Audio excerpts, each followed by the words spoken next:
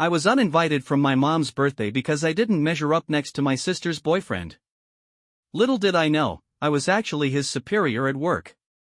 He looked me straight in the eye and said, "If you still insist on coming home, then don't call me your father." 3 weeks later, on my mom's birthday, the power, water, and internet at their house were all shut off. Follow my narrative, perhaps you will see a reflection of yourself in it. Hello, my name is Alex. I'm 32 years old and live in a quaint town about 40 minutes from Portland. Each morning, I brew myself a cup of coffee, check the weather, and drive less than 10 minutes to my office. I co-founded a small tech startup that focuses on renewable energy solutions. Not everyone understands what I do, including my family. They still think I spend my days fixing gadgets and tinkering with machines, which doesn't bother me. I've never felt the need to clarify. When someone asks about my family, my parents or my sister, Emily, I offer a slight smile. "It's been a while since we last spoke," I remark, and that's the end of it. I'm not hiding anything, but I don't see the point in rehashing it anymore. I haven't reached out to them in over 2 years. No calls, no texts, no holiday greetings or birthday wishes, nothing. Just a long, quiet stretch, as if the bond between us had been severed, and no one made an effort to mend it. I used to believe that family was everything. But 2 years ago, on my mother's birthday, everything changed. 3 weeks before that day, I had just booked a trip and taken time off work. The plan was straightforward: go home early, stay for a few days, and help with the preparations, just like every other year. Nothing out of the ordinary, I simply wanted to let them know I was coming. I contacted my mother right away, but my father picked up after only 2 rings. "I'll be home 2 days early," I announced casually. "If there's anything you need me to pick up or help with, just let me know." He initially responded vaguely, but then hesitated. When he finally spoke, his voice sounded strange, heavier than usual, as if he were trying to avoid something. "Alex, if possible, maybe don't come home this year." At the time, I assumed he was just worried about my schedule. "It's fine, Dad," I replied, still holding my steaming mug of coffee. "I've got everything sorted.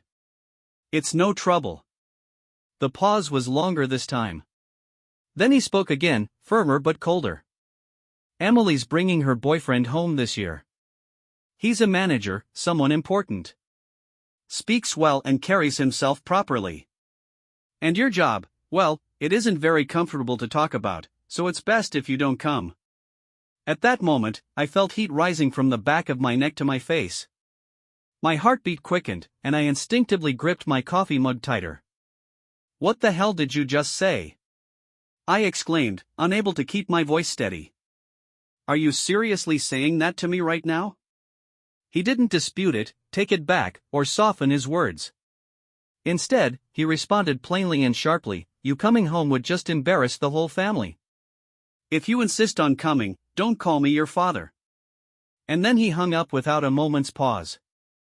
I set the phone down, my palm still shaking and slightly sticky with sweat. The apartment was completely silent, no TV, no footsteps, just me standing there, staring into space as if I had been plucked out of my life. His words echoed in my mind, slow and clear, like a recording stuck on repeat. "You coming home would just embarrass the whole family. If you still insist on coming back, don't call me your father." For a moment, I wondered if I had misheard him, but no. Every word and tone was as cold as ice and solid as stone. There was no slip of the tongue, no room for hope. I clenched my jaw, my throat tightening as if something had lodged there and refused to move. Immediately, memories began to flood back. I had silently paid all of their bills, electricity, water, and internet, for more than 2 years. Nobody ever mentioned anything, and now they were calling me the family's shame. I quickly grabbed my phone, my hands still trembling despite my mind beginning to cool. I opened my banking app and scrolled down to see my transaction history. My only goal was to find out how much I had spent on my family over the past 2 years. I needed a number for my power bill, water bill, and internet service. I had assumed it would only take a few months for things to settle down. However, the months that followed looked exactly like the previous ones. Nobody mentioned stopping the payments, and there was no backup plan in place. Every now and then, I would ask, "Is Emily helping out at all, Mom?" she would always evade the topic. Sometimes she'd say, "Just help us this month, your sister will pitch in next time." Other times, it was, "Your sister's covering Dad's medical expenses." That's not easy either. I had heard those lines so many times that I could recite them by heart. I just smiled and let it go each time because I knew none of it was true. So, I kept sending the money, nearly $400 a month, reliably and quietly, without complaint. Nobody ever mentioned it. It wasn't that I didn't care, it was simply that I felt it was the right thing to do. I used to think that if I was quiet and responsible enough, they would eventually notice. But now, after everything, they looked at me and labeled me the family shame. Eventually, everything around me fell silent, and I found myself paralyzed on the couch, still clutching my phone. I wasn't angry or heartbroken anymore, there was just one clear emotion sitting in my chest, something akin to, "That's enough." Following that realization, I opened my banking app and scrolled down to the automatic payments section where I had set up monthly transfers to cover my parents' expenses for power, water, and internet. I tapped into each one by one, and canceled them without hesitation. I did it quietly, not out of spite, but to preserve the one thing I still had a semblance of self-esteem, the only thing they hadn't taken away from me. About a week later, I received the first message from my mother, in the same soothing tone she always used. There was no mention of what had happened, nor was there an apology. I simply got a notice that the internet bill was due. "Can you take care of it?" I read the message, glanced at the screen for a moment, and then placed the phone down without responding. Not because I was trying to make a statement, but because the first thing they thought to say was a request to pay the internet bill. There was no, "Are you okay?" or even a basic "Can we talk?" So, I remained silent. And that silence, to me, said everything. 2 weeks later, my father called. The phone rang a few times before stopping. I didn't answer. A few minutes later, he left a voicemail. His tone was sharp and impatient, as it usually was. "The power company called, this month's bill hasn't been paid." What's going on? There was no worry, no mention of what he had said the day I called to say I'd be home for my mother's birthday. I listened to the message, then turned off the screen and placed the phone face down on the table. Just like that, I remained silent until my mother's birthday. My mother's birthday was about 3 weeks after my father advised me not to come home. The party went on as usual, with her favorite roasted chicken, cake from her favorite bakery, and a few close relatives gathering around the dinner table. Except for me, everything had been meticulously planned and executed. That afternoon, at precisely 4 p.m., I was sitting in my living room with a cup of coffee that had long since gone cold when my phone chimed. It was my mother calling. I gazed at her name on the screen for a few seconds before putting the phone down. I didn't respond. I didn't even think twice. My dad called a few minutes later, followed by Emily. 3 calls in less than 10 minutes, and I let them all go. There was no curiosity, no one to reply to. I stayed where I was, leaning lightly against the back of the chair, my gaze fixed on the fogged-up glass. The sky outside was a drab gray. No rain, but cold in that silent, creeping manner that suggests winter has just brushed up against your threshold. The communications began to arrive approximately 10 minutes later. "Mom was first, Alex, the power has been turned off. The entire house is dark. Please pay the bill." I picked up the phone and read her message in silence. There was no anger or surprise, just a calm hollowness creeping through my chest, the kind you get when you've spent years caring for a family, and you're the only one left to bear the burden. Then my father texted, "No water. We can't cook. Handle it now." Following that, Emily replied, "Internet's down. Guests are arriving. Please fix this urgently." I looked at the clock, 5:12 p.m. I remembered clearly that her face somewhat obscured by the warm glow from the kitchen behind her, a place I knew intimately. Every crack in the wall and every creaky cabinet was familiar to me. But tonight, the atmosphere felt different. There were clinks of silverware, uneasy laughter, and snippets of small talk in the background. She glanced at me through the screen, her eyes warm yet troubled. "You're not going to pay for it, Alex?" Her tone was light, as if she were trying to gauge the situation. I peered into her eyes, and when I finally spoke, my tone was sluggish, as if I were dragging up something I had buried for too long.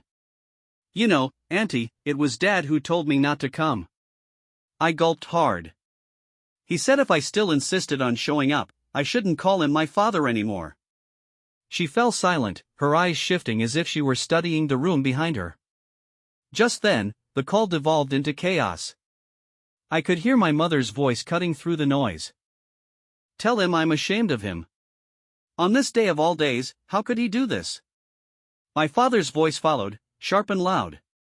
It's not that serious. It's just paying a few bills. What kind of man gets petty over money? Another voice chimed in. I believed it was my uncle. Poor Emily, having to deal with a brother like that. Footsteps approached the camera, and Jessica appeared behind Aunt Lauren, arms crossed and lips twisted in annoyance. He even picked up the call. Mom's been crying all day. Does he even care? Seriously, no shame at all. I didn't say anything. I just observed and remained silent, as if that were the only way to defend myself. Just as I was about to end the call, another face appeared on the left side of the screen, a young man with perfectly combed hair and a dark suit. He stared at me with confusion in his eyes, then smiled hesitantly. Hey, boss, he said, his voice somewhat scratchy, as if he wasn't sure if those words belonged in this situation. I froze, my gaze fixed on the screen as I unconsciously pulled the phone closer. I hadn't expected this. Not here. Not on the night when everyone felt I was too much of a shame to be invited. I stared at him for a few seconds longer, and then it all clicked. His expression, the way he spoke, it was one of the new hires who had recently transferred from our southern branch. We had exchanged a few emails, and he had sent me 2 reports, but I had no idea he was Jessica's boyfriend, the one everyone was trying to impress.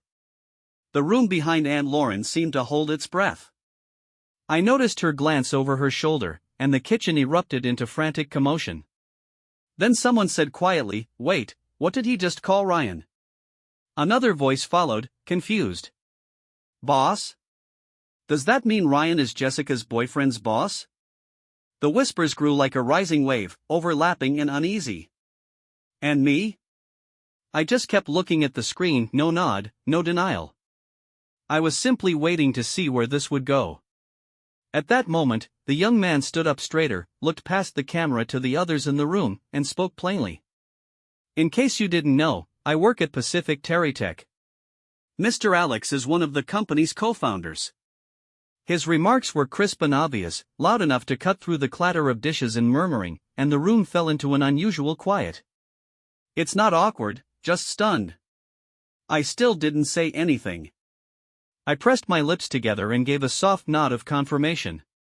He returned his gaze to the computer, eyes wide, and I said calmly, evenly, as if the words had been waiting for him, "Hope your big introduction goes perfectly."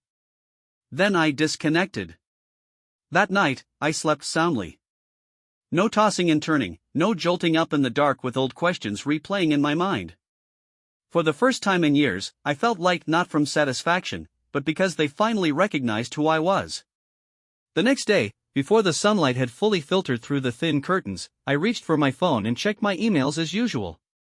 A few meeting reminders, a couple of accounting comments, and then I noticed a name I didn't recognize in the from field, Hudson Kane.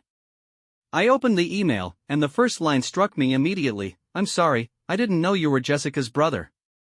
I've always respected you at the company." I arched an eyebrow, leaned into the pillow, and continued reading. Hudson wrote that he had been truly astonished to discover the family link between me and Jessica. Then, without sidestepping or softening it, nothing behind, and returned to my current life. A week later, on a Friday afternoon, as I walked back into the house from the garage, I froze on the porch. My parents stood at the front door, each holding a small suitcase, their faces drawn with exhaustion from the long journey. I didn't ask why they were here or if they had traveled all this way just to see me. It wasn't a casual visit. I opened the door and welcomed them in. No tension, no forced politeness, just a simple choice. I didn't want to have that conversation outside, where the wind was picking up on the porch. We sat in the living room, and the tea on the table was still steaming. My father spoke first, apologizing in a quieter tone than usual. My mother added to it, saying they had thought things through. Perhaps they had gone too far, and things should never have come to this point. I remained silent, listening to see if this apology marked the end of something or the beginning of something else. As I expected, my father's tone shifted. We're family, Alex, and family helps each other. We raised you, sent you to school. Everything you have now, a part of it comes from us, right? I looked at him, my expression unchanged, but my posture straightened slightly. Then my mother spoke, her voice quiet, as if she were saying something quite sensible. If you could maybe send us about $2,000 a month, just a little support. It's not much for someone like you. I stared at the two people sitting in my living room, the same ones who had once kicked me out of a family event because they thought I was an embarrassment. And now they were sitting in my house, placing a monetary value on their apology, $2,000 each month because I was their son. To them, my success was a debt I owed them. Following their request, I let out a quiet chuckle, not loud or snarky, but the kind you get when someone tells you a story that doesn't make sense. I looked at my parents, their eyes were fixed on mine, as if they expected me to nod in agreement. But I wasn't angry. I had come too far to be bothered by things like this. I leaned back in the chair, my voice calm and clear. What about Emily? How much will she be contributing each month? The room seemed to pause at that moment. The air tightened. My father cast a glance at my mother. She responded slowly, her voice dropping slightly. Your sister's job is still unstable, and the breakup with Hudson has taken a toll on her. I nodded softly, not surprised. The same old excuses dressed in empathetic language, but they were merely deflections. I raised my gaze, looked squarely at them, and said, if she agrees to support you with $2,000 per month, I'll do the same. No more, no less. They didn't say anything, just gazed at me, trying to figure out if I was serious. I continued quietly, or if you want me to carry the full amount, I'll need something in writing, a legal agreement confirming that after you both pass, the house will belong to me in full. I sat still after that, no pressure, no further explanation, just waiting to see how they would react now that, for the first time, I was establishing the terms for something they had always felt was my responsibility. As soon as I finished speaking, the room fell into a deep, dense silence. My father suddenly rose to his feet, smashing his palm down on the hardwood table, tipping the teacup over and spilling its contents down the side. His shout echoed around the room, his chest rising and falling in fury. You're setting conditions for your parents?